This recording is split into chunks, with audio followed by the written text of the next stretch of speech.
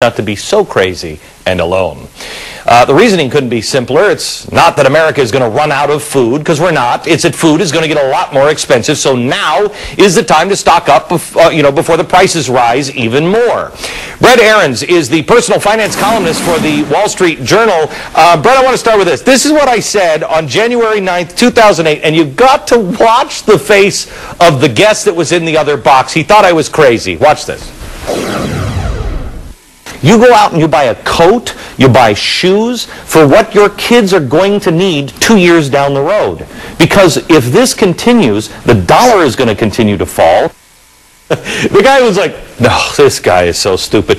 This is the case you're making in your column for the Wall Street Journal. That's exactly right. People have got to do the math. Listen, food prices are going up by 5, 10, 15%, in some cases even more. You keep your money in the bank, you're getting 2% after tax. One of the smartest things you can do right now, American households, is basically buy in bulk, buy things ahead of time. People have got to get ready for the fact that we've got rising inflation. We've seen it in gasoline and oil in the last few years. It's getting going in food. I don't think it's going to reverse itself. We talked about this on the radio show today, and I want you to explain a little bit about inflation, because everyone on television will say, oh, inflation's only 4%, but that's bullcrap. Yeah. The country has changed. The government is trying to dupe us and be able to claim, oh, inflation's under control. How did they change the inflation rate? Yeah, the inflation numbers are a statistical thing put out by the government, and they're not the whole story. The first thing is they've changed them in a number of ways over the last 20 years.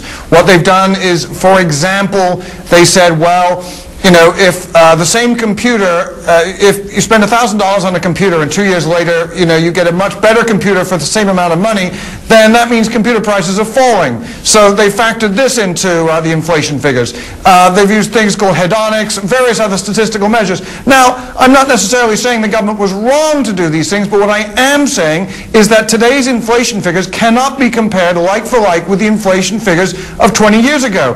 If you measure inflation today, the way we did it when Jimmy Carter was president, inflation today would be pretty similar to what it was when Jimmy Carter was president. Inflation would be 10 or 11%. Right. They said that it is 11% now. Do you remember the number that during stagflation, how horrible things were? Do you remember that number? I don't remember the all-time peak, but I have a pretty good memory of the time. Yeah. Yeah, we're close. Do people, because I said this, and I said, just go out and you see a coat on sale for your kids, and it's a size for your kids next year, or shoes, buy them now, because the dollar is falling, inflation is going through the roof, money's going to be tighter next year, buy it. You're saying the same thing with food. Do people think you're nuts?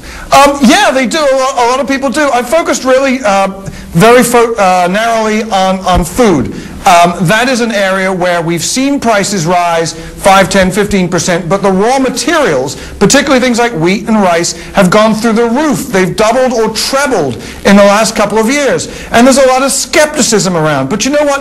I remember 3, 4 years ago, there was a lot of skepticism when oil started going through the roof. People said, oh, that's just a temporary thing. It isn't temporary. What's happening is real. And there's a good part of this, which is hundreds of millions of people across Asia are moving from poverty to the middle class. They're moving from the Middle Ages to the middle class. And they want to eat better food, just as they want to drive cars, they want to heat their homes in the winter, and they want to air condition them in the summer. But this is a huge shift for which, frankly, the world is unprepared. We didn't have enough fuel on hand, enough fuel sources, and we don't have enough food. Now, there's a bull market in agricultural products, and I don't see that ending anytime soon.